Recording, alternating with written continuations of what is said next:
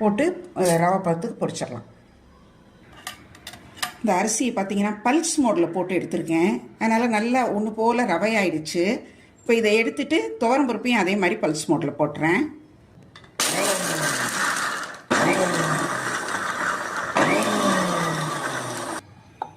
இப்போ அந்த துவரம் பருப்பையும் பல்ஸ் மோடில் போட்டுட்டு திரும்ப அந்த குருணை அரிசி குருணையும் அதோடு போட்டு திரும்ப 2 தடவை பல்ஸ் மோடில் போட்டு கலந்து எடுத்து வச்சுருக்கிறேன்.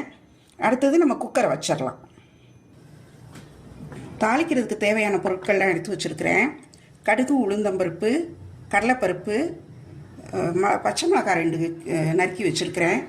மிளகா வத்தல், அது ஒரு 2 மிளகா வத்தல் கிள்ளி வச்சுருக்கிறேன்.